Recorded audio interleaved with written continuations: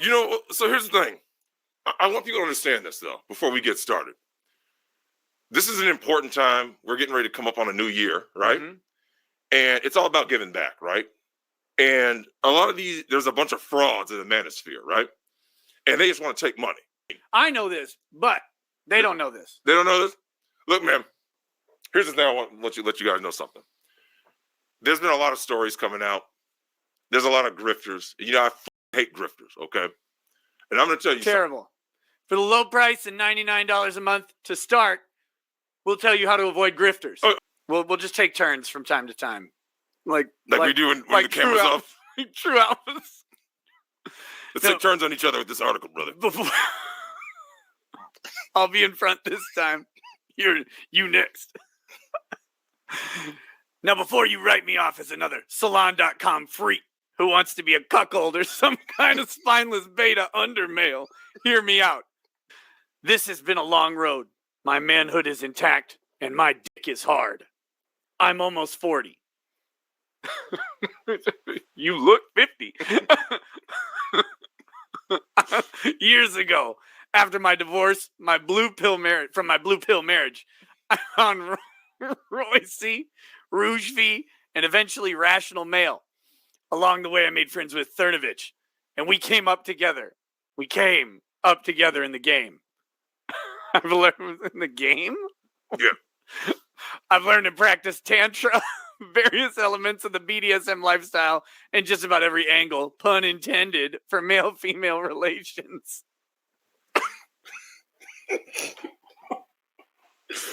I learned over time my natural disposition is to be dominant. For submissive women, I'm practically ideal. Wait a minute. I am ideal to all women. Natural disposition is to be dominant. That's why he had a long blue pill marriage that he had to escape from. He was so dominant. I was so dominant that if I got any more dominant. I was so dominant. I was a sub. I was so dominant. I went all the way around to the other side. I will let you guys know. I've had sex slaves, little girls, and tied them all up. Feminists seek me out to fuck them like the patriarchy. I've done it, brother. I've done it. And yet, I just sent my 15-year junior girlfriend to bang Matt from Tinder. Why? Why, you ask? Why? Why? Why? Okay? It ain't cool whip. Why? Years of being in a dead marriage, sexless, undesired, unappreciated, made me question myself. That's dominant right That's there. That's dominant as fuck. Okay, that's dominant. I pity the fool who ain't as dominant as me. Made me question my manliness. It made me question my worth. I was emasculated. In couples therapy, the 60-year-old shriveled arbiter proclaimed my sexual urges unreasonable, that my wife had no obligation, nor even a passing concern for the existential angst my unrequited sexual energy was creating. I was dying, my personal Maslow's unmet. But they didn't care. Ultimately divorced, and subsequent rape followed. They liked me, and they wanted me. And I ended up choosing to do it the hard way, not the easy way. From that disorder, my new persona evolved. I made it a goal to become objectified. Out of character moment, if you haven't figured it out. This guy's a fucking play actor. He's telling you, he told the world early on that he was, my new persona evolved. I was so dominant that I needed a new persona to show how dominant I was. It's a LARP. I made it a goal to become objectified. Was that the healthiest conception? Maybe not. But my ego demanded it for survival. Nothing more alpha than an ego that demands things for survival. I had to become reaffirmed sexually. In many ways, sex is about being accepted by the other person. Human beings are designed for attachment and affirmation. We need it. Again, the most dominant alpha words ever committed to paper. I'm proud of you. Not getting that from your wife and not being able to get it elsewhere is damaging. It takes healing. and I ain't got time to bleed. So away I went on a journey whose goal was to become desired purely for, for sexual and physical reasons.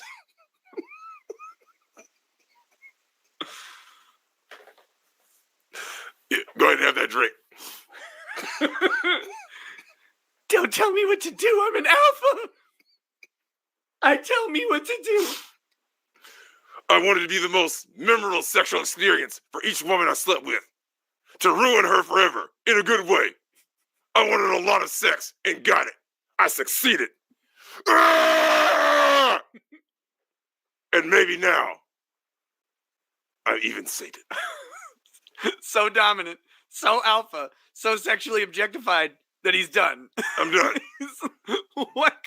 like a college thought. Like a college thought. I'm finished. After a blow bang. That was me. The edge gets far from center eventually. Excitement and novelty can wear off. Even novelty can become boring. There are only so many approaches to sex, so many different ways of doing it. Only so many different kinds of people and lovers. For me and those of us who like to push the edge, eventually the only areas left to explore become things you can only do as an evolved couple. And I'm all about evolution, brother. Intimacy and vulnerability are essential to form the trust, which becomes the launching point for erotic explorations. Unfortunately, over time, intimacy, as practiced today, tends to lead to the extinguishment of the erotic flame. A sad irony. Truly getting to know your partner can kill the spark.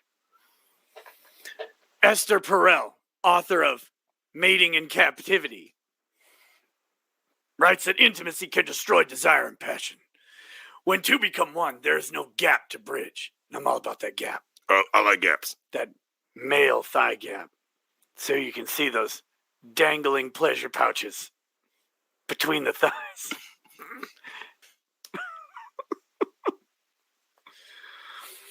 When the two become one, there is no gap to bridge. That gap is where erotic energy lies. Creating and maintaining a gap between two people who live together takes special care. When my girlfriend and I decided together that I'm going to rape her whenever I want, that appearance of non-consent gives us extra erotic energy.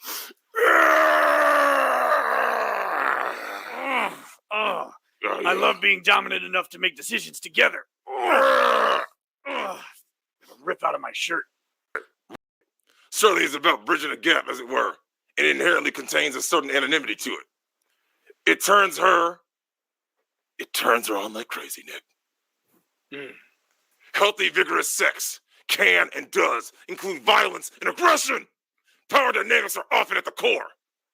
But we decide in advance what is okay, and we have an established code of conduct. It is suspended disbelief. This disbelief allows us to create a gap. You know we love gaps, to close. It creates space for desire to reach out to the other person.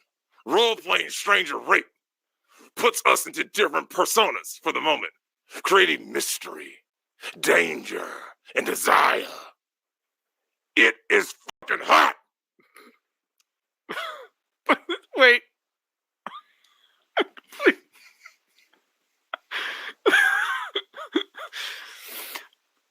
Matt from Tinder helps us to introduce another element which requires suspended disbelief. And Matt, we're bridging the spark. Violence, aggression, sex. Matt from Tinder, though.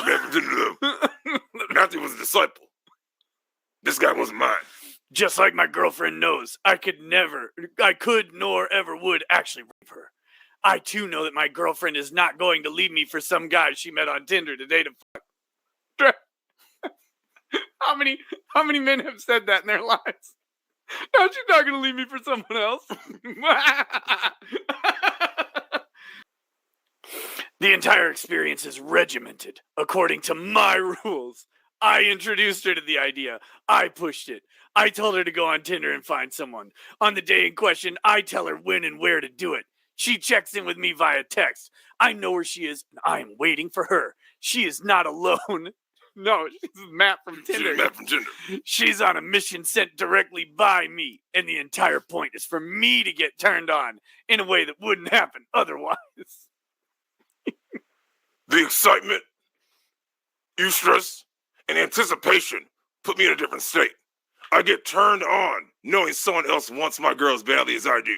Yes, I get turned on knowing she is fucking someone else. We've done it together, where we picked up a guy at a bar, took him home, and I watched him have sex. Or we brought a guy from Craigslist over, and I took pictures as he banged her. This time, I just sent her on her way and gave myself time to write and relax, knowing that exceptional sex awaits upon reunion. The time she spends with the other guy isn't really hers alone. It's ours. You see that? It's ours. It's mine. It's her acting out my ideas. And she's getting fucked. Her behavior is a manifestation of my will. It is not incongruent with our dominant submissive relationship, as crazy as that may sound to some. Only because they don't know. Only betas think that's crazy. When she was finished, she rushed back to me immediately, and we had the best sex ever, yet again. Each time surpassing the last. New peaks, 2 years into it. Putting ourselves into that situation creates a newer, crazier level of erotic energy that leads to even better and more powerful sexual experiences. Call it sperm wars.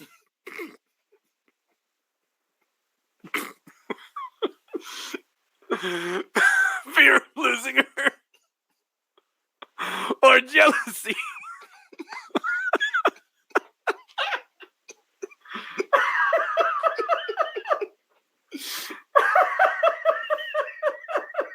It's okay, brother. Let it out.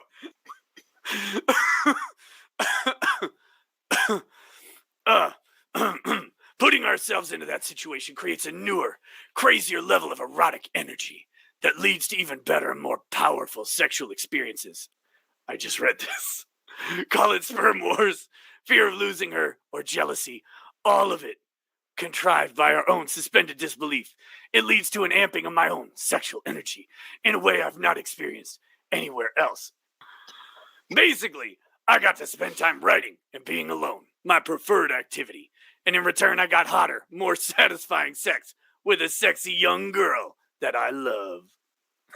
You want to take over? Our bodies are fickle creatures.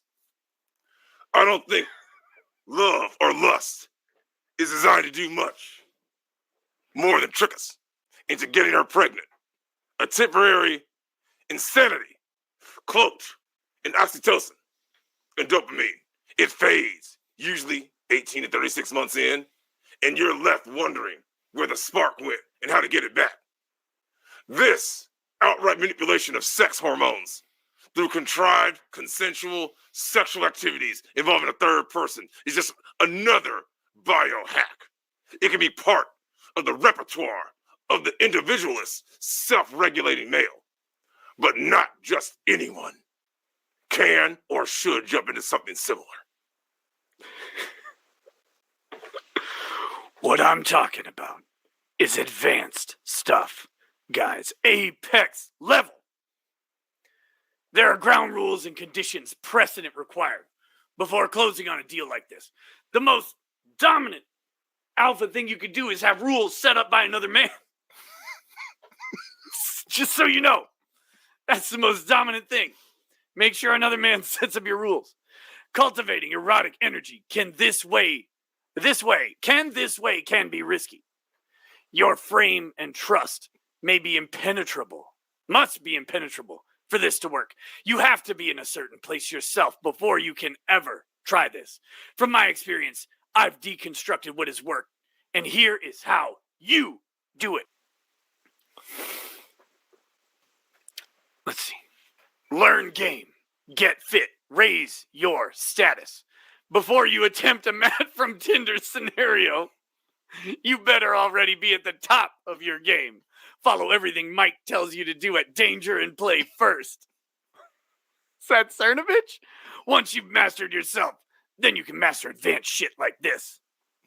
Take baby steps, guys. Go through all the other stuff first.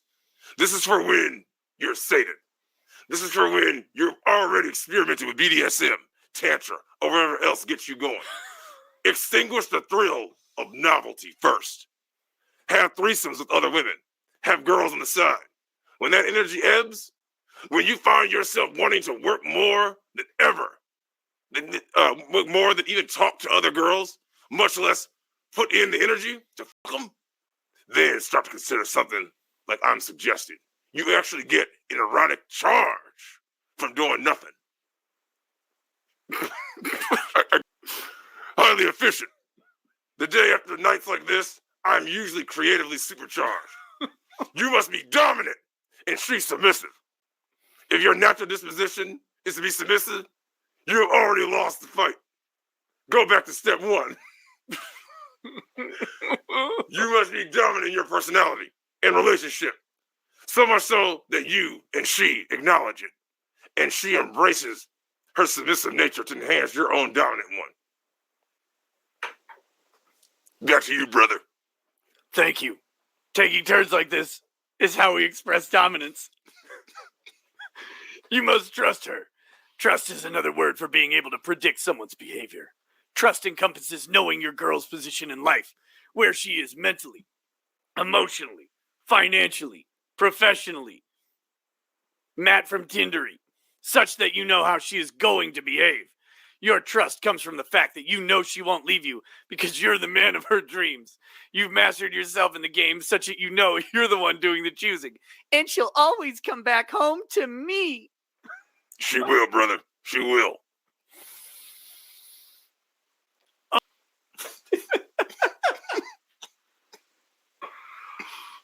How?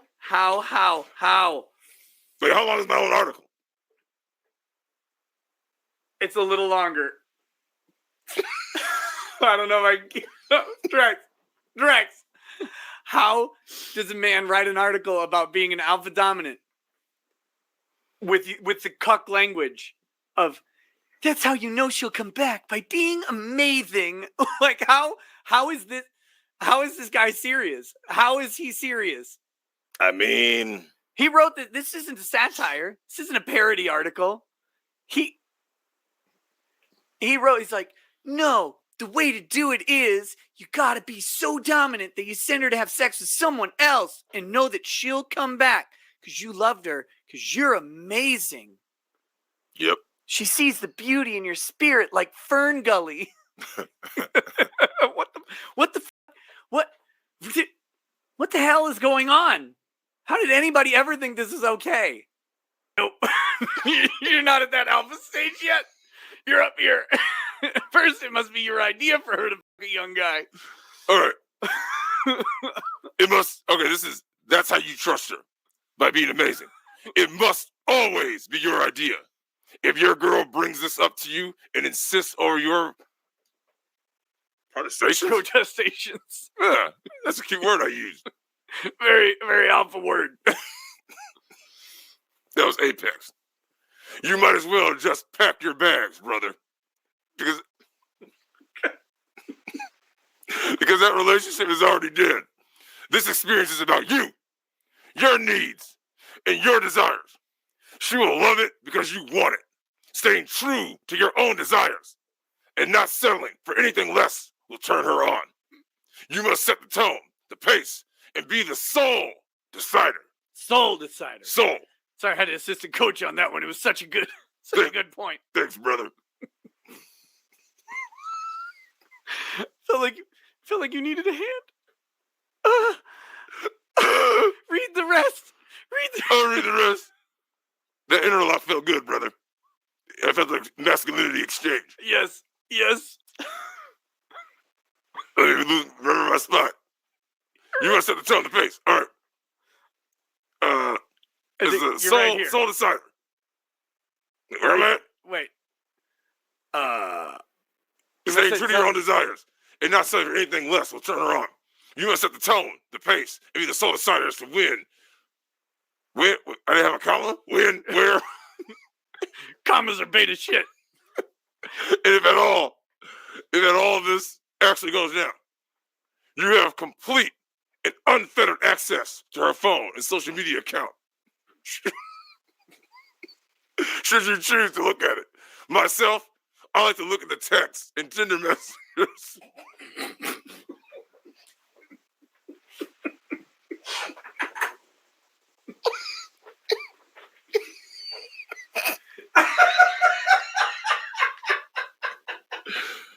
I'm sorry for making you laugh so hard, brother.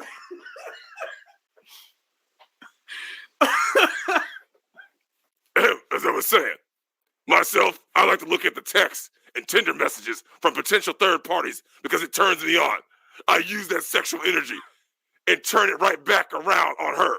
Bottom line, you must be in control 100%. Have her fuck a young guy. Assuming you're in a relationship with a younger woman, as you should be, you should have her bang a young guy on the side. This way, she really will only see him as a physical fling rather than any potential competitor for her loyalty. Your status, maturity, and vastly superior world knowledge will keep you secure. You blinded her with science. And now for the most important part, as I go ahead and finish this off. Yes. And do the job to completion. And swallow up the whole article. Even though Matt from Tinder already completed. He did. More than once. Twice. Have fun. Check in with yourself. Make sure you're enjoying it. If you are distressed, actually insecure, or feel like you're compromising yourself, do not engage. Go back to step one and start over.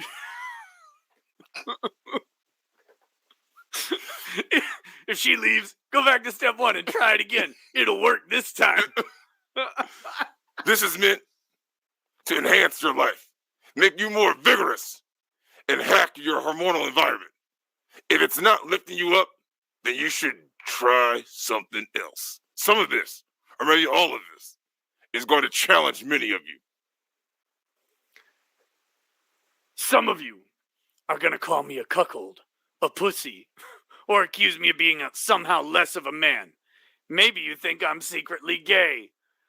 If you're feeling any of those, you should probably look inside and ask yourself why what I've decided for myself is making you feel that way. And most importantly, it is for those who are willing to push the envelope within the bounds of a healthy relationship. Healthy relationship. Understanding that the final frontiers of sexual exploration can only be done with a devoted, loyal partner. Follow me on Tinder. Follow at jackmurphy live. Oh. Woo. I know that I finished. Twice. Little did he know, our narrator, only 3 years later, would be having gay sex on Chatterbait. Now, Nick, this is man to man, okay? Yeah. This is fucking alpha man to man, right? Apex right. Alpha man to man. Yes. When's the last time you felt more alive than when you could hold your wife's hand while she's getting fucked by another man? Never. Nothing. There's nothing greater. No. It's okay to cry, bro. It's okay to cry amongst other alphas. Oh, okay. Yeah. You don't cry right there. It's like an alpha safe space. Yeah, of course. Am I manly? I think I'm manly, but I'm questioning my manliness.